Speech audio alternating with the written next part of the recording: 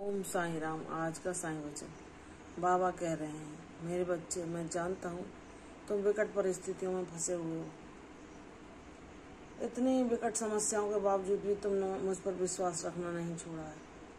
तुम मेरी ओर ही आशा बड़ी दृष्टि से निहारते हो कि बाबा, वह समय भी मेरे जीवन में जरूर आएगा जब आप इन संकटों से मुझे मुक्त कर देंगे। लेकिन इतने लंबा संघर्ष के बाद और इतनी परीक्षाओं को देने के बाद भी मेरे इनसे छुटकारा क्यों नहीं हो रहा है। तुम ये बार बार मुझसे पूछते हो मेरे बच्चे कि बाबा, कब मुझे इनसे मुक्ति मिलेगी।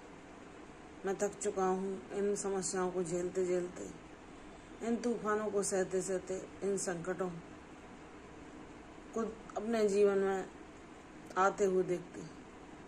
हे मेरे साईं, कौन से ऐसे कर्म हैं जिन के प्रारब्धों के कारण मुझे इन संकटों से मुक्ति नहीं मिल पा रही। हे मेरे बाबा, मुझे मार्ग दिखाइए जो मैं इन पाप कर्मों को नष्ट करके अपने जीवन में शांति को स्थिर पा सकूं। बाबा कहते हैं, मेरे बच्चे, तुम्हारे जीवन में जो कुछ भी घटित हो रहा है वह सब किसी न किसी कारण से है। इसलिए तुम हिम्मत न खोना, तुम हारना नहीं, निराश नहीं होना। तुमने जब भी मुझसे मेरा साथ मांगा और तुमने पूर्ण विश्वास से जो भी चीज़ मांगी है, चाहे वो तुम्हारे बच्चे के स्वास्थ्य को लेकर हो, तुम्हारे घर में किसी परिजन की सेहत को लेकर हो, या कोई भी ऐसी समस्या है तुम्हारे बच्चों के भविष्य को लेकर, मैंने सदैव तुम्हें मार्ग दिखाया है, तुम्हारी उस समस्या को हल किया है। भले ही तुम्हें थोड़ी प्रतीक्षा करनी पड़ी है, लेकिन उसका हल सर्वोत्तम निकला है। तो मेरे बच्चे, निराश न हो। मैं मानता हूँ तूने बहुत लंबे समय कष्ट संघर्षों का दौर देखा है, लेकिन उतना ही लंबा तू अपने जीवन में सुख और शांति को स्थिर देख पाएगा।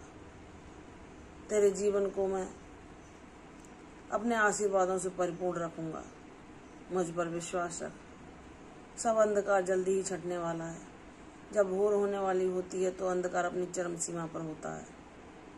उसी प्रकार जब ये परिस्थितियां और विकट होती जा रही हैं तो ये इनके अंत की संकेत है कि तुम्हारे जीवन में सब कुछ पुराना समाप्त होकर नई सुबह की शुरुआत होने वाली है, जो कि तुम्हारे जीवन में आशा, विश्वास, उत्साह, सुख, समृद्धि, शांति, यश का संचार करेगी और तुम्हें जीवन का उद्देश्य प्राप्त कराएगी। मेरे बच्चे, सब कुछ तेरे हित में होगा। मुझ पर विश्वास कर। तेरा बाबा तेरे साथ है और सदैव रक्षा कवच बनकर तेरी रक्षा करता रहेगा और सदैव तेरे हित में ही कार्य करेगा। इसलिए निराश न हो। अपने मन को बाबा के नाम जप और ध्यान में लगा। तुझे तेरे सारे प्रश्नों के हल शीघ्र ही मिल जाएंगे।